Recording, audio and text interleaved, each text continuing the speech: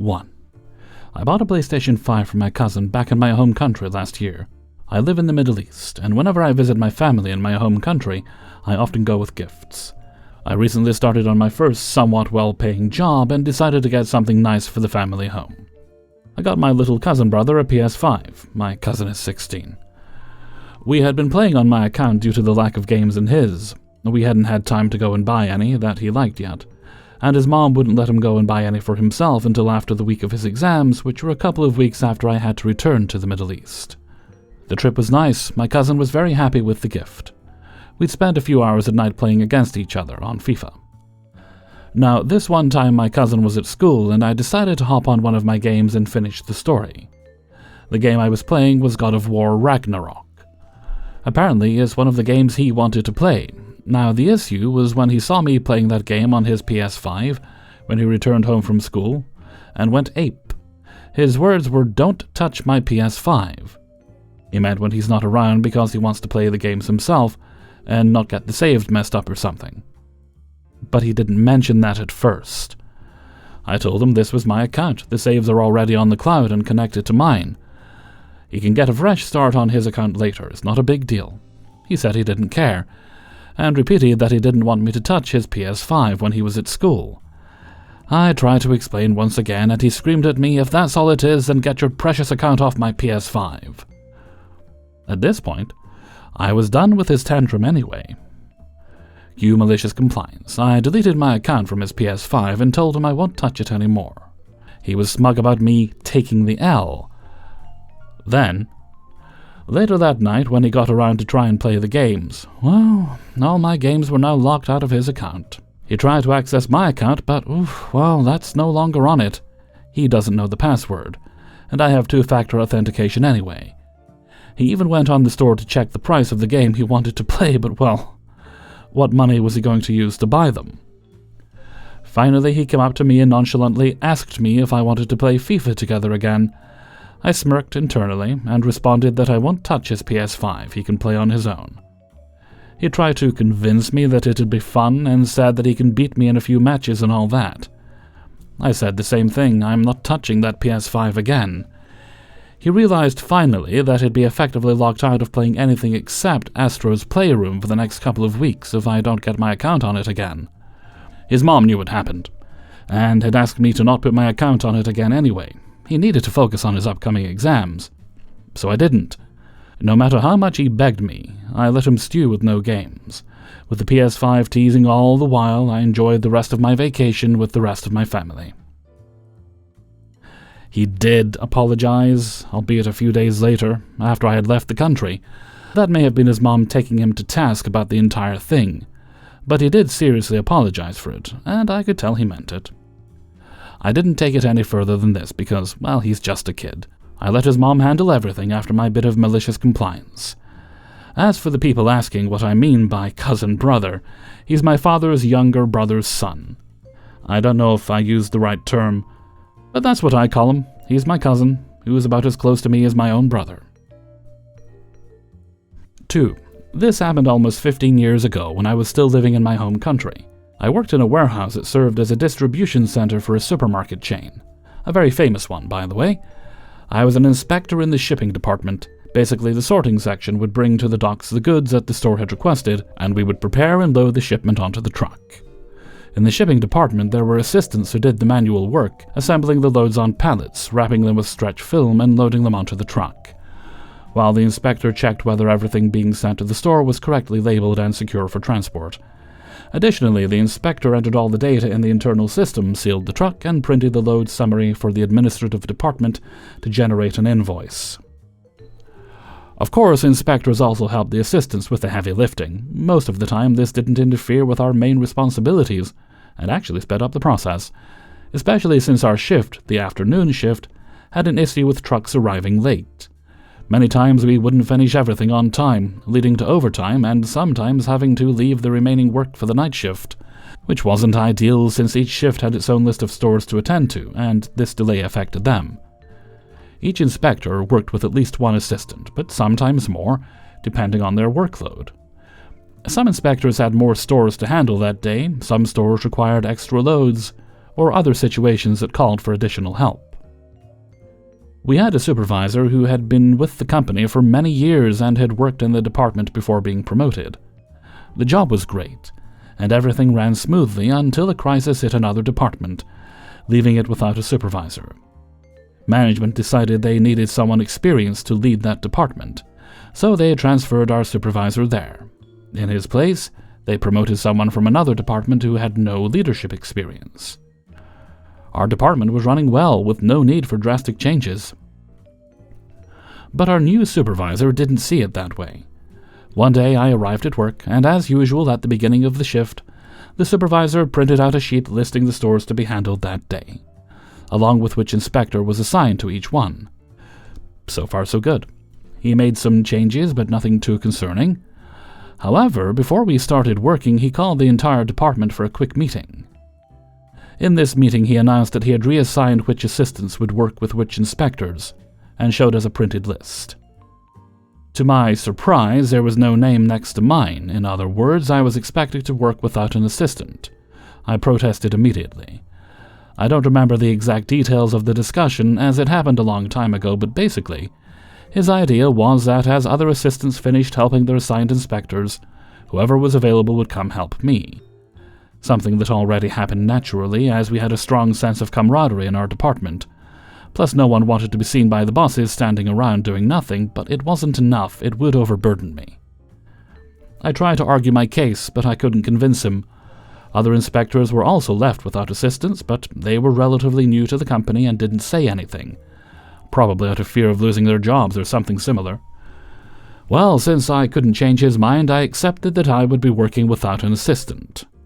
I took the signs for the stores that I was responsible for, found available docks for them, placed the signs on the dock gates, noted on the printed sheet which stores were at which docks, then went to the dock of the first store I would handle.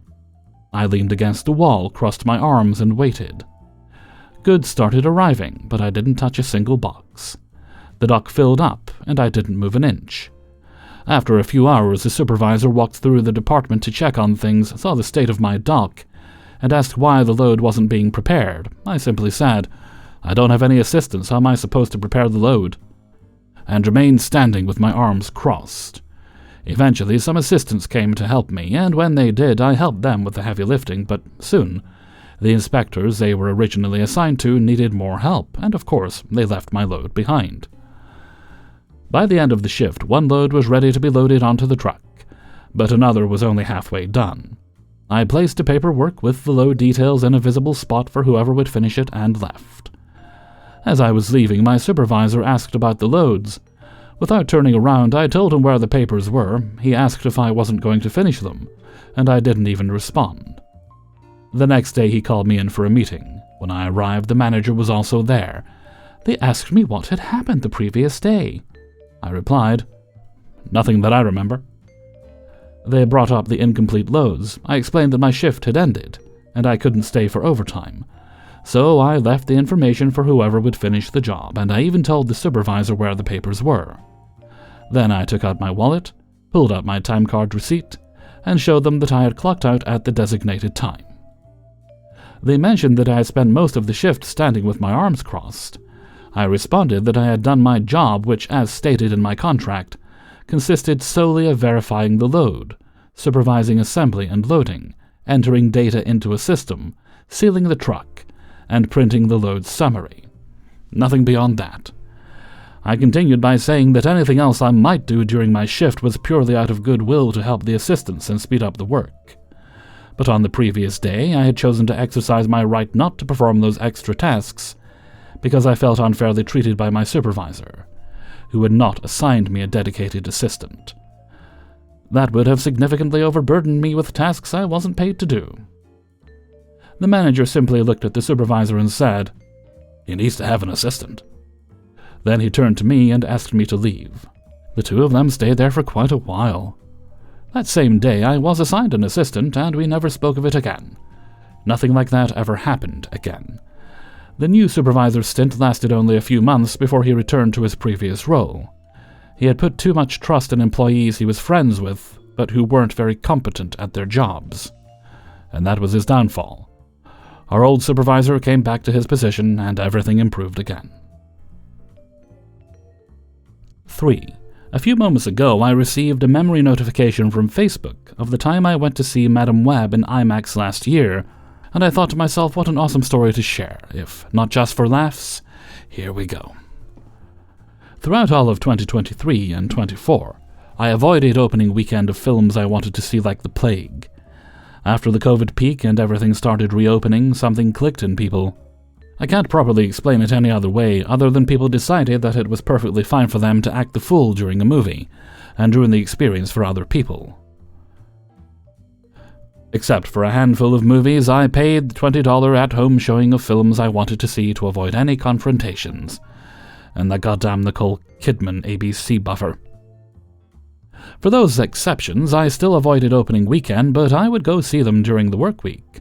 Unfortunately, damn near every film I went to see was accompanied by some clown or another, and Madame Web was my breaking point.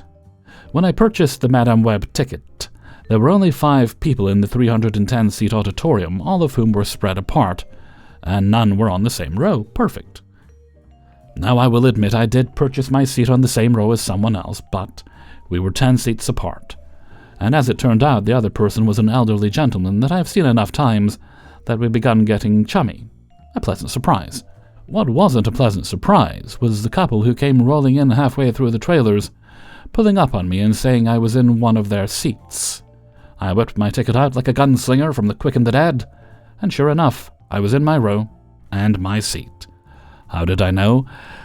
Because I am an adult, and therefore can read the ticket, the letter on the floor, and the number on my seat's armrest. When I asked them to check their tickets, I noticed that they bought the seat to my left and the seat to my right, which means this couple went to the ticket counter, and when they were asked what seats they wanted, they took their finger, pressed on the screen, and selected those seats. And when I confronted them on it, they basically told me that if I didn't like it, I could always move to a different seat. So I got up, left the auditorium, went to the ticket person, and asked them to pull up the seating chart. And sure enough, I was correct.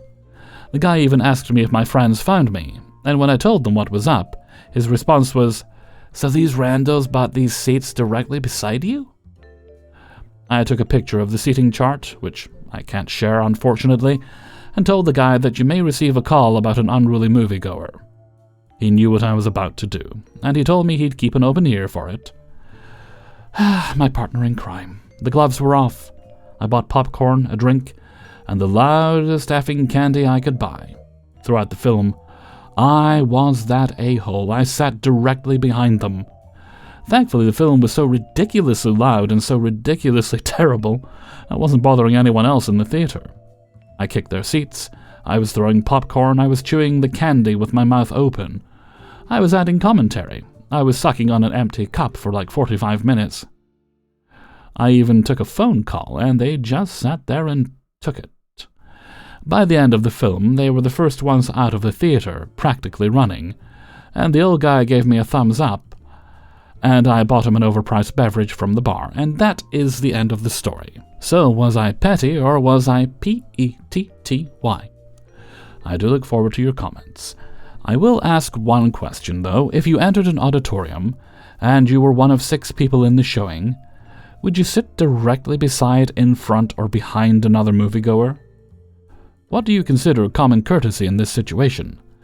Hellfreezer's note, personally speaking, I hate going to the cinema, and I much rather do what you were doing when you were just waiting for things to come out at home. It's like, right now I want to see the new Captain America movie, but I know if I wait like 3 months it's going to be up on Disney Plus, which I pay for anyway, so I can be patient. I'd rather not have to deal with the public, and be comfy at home, with a duvet wrapped around me, my own drinks and snacks, and be able to pause the movie if I need to go pee.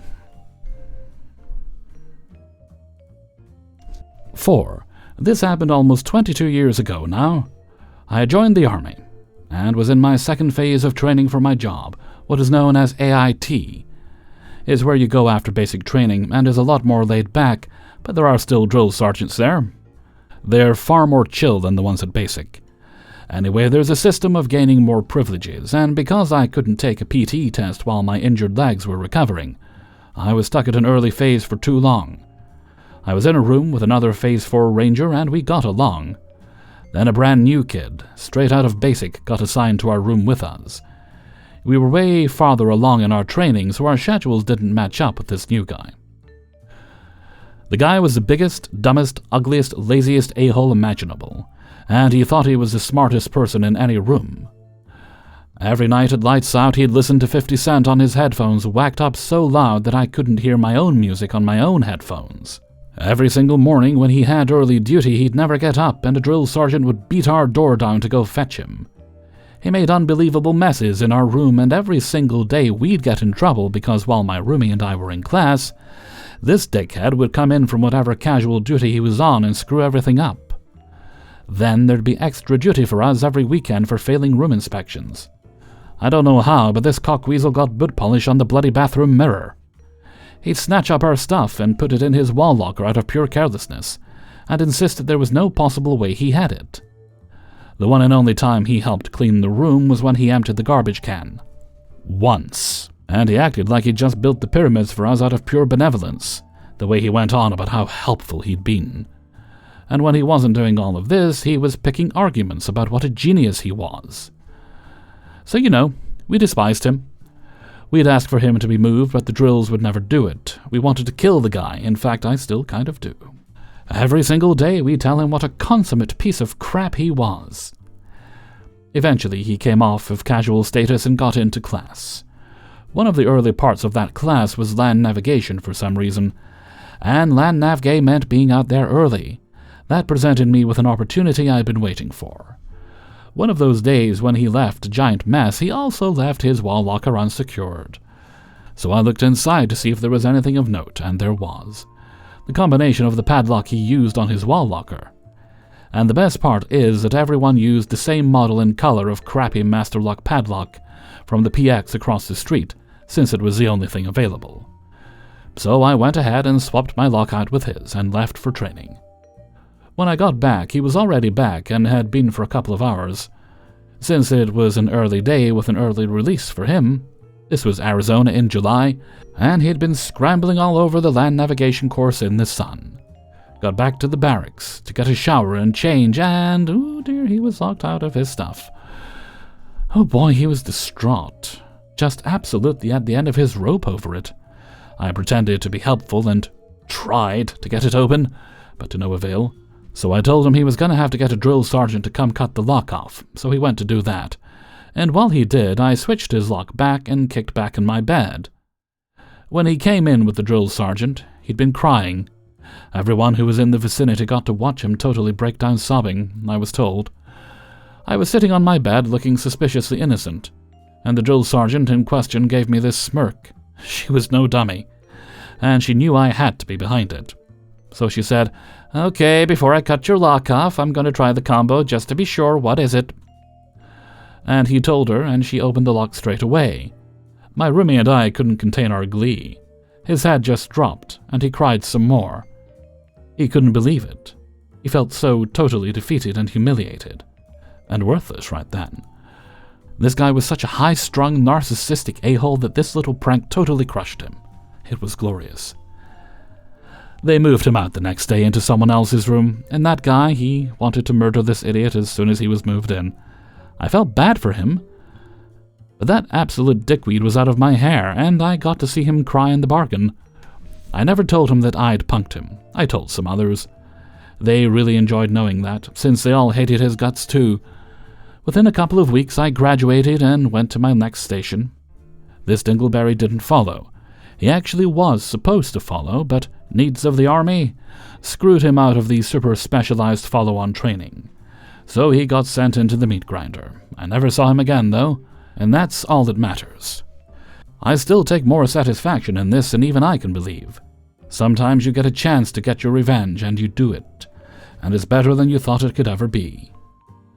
I had my wife and kid living off post, and getting duty on the weekends every week seriously cut into the time I was able to spend with my family. I reamed him over this. He didn't care. Did I say that I loathed him?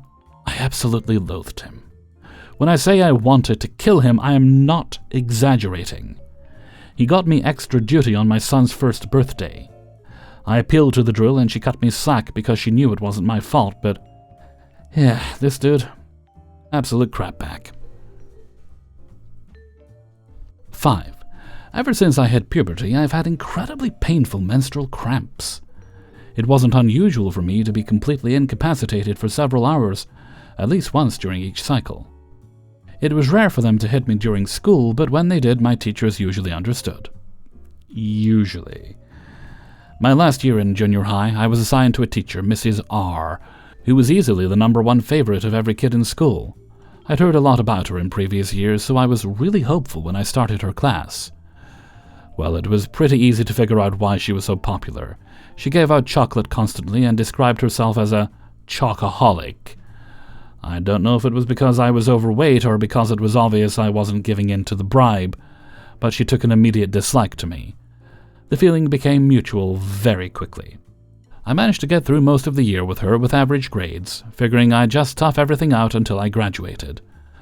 But one day the cramps hit me just before lunch.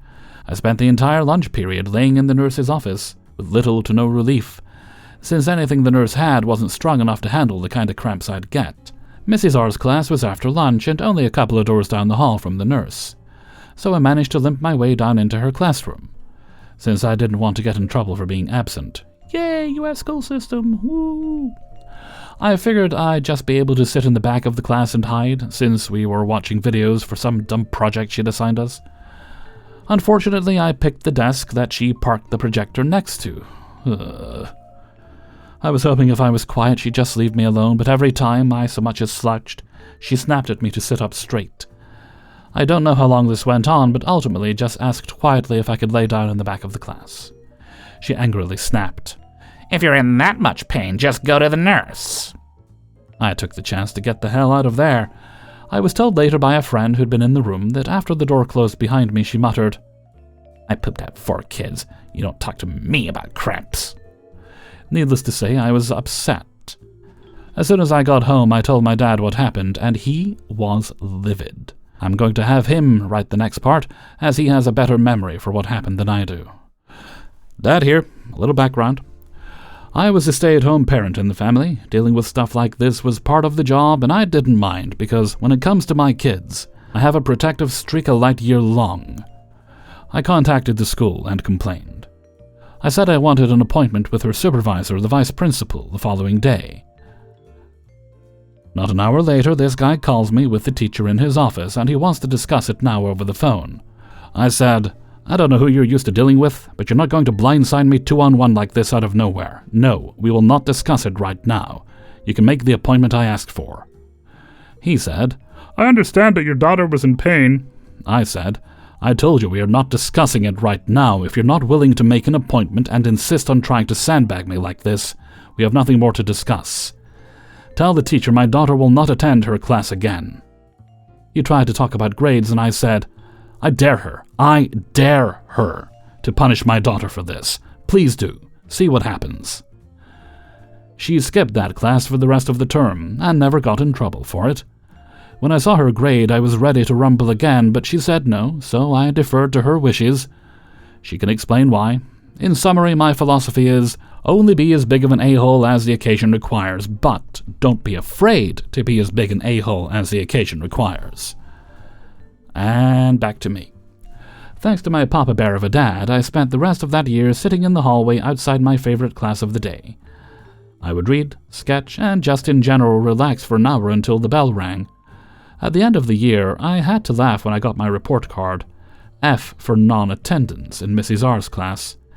It was the only F I've ever gotten on a report card, and I'm proud of it.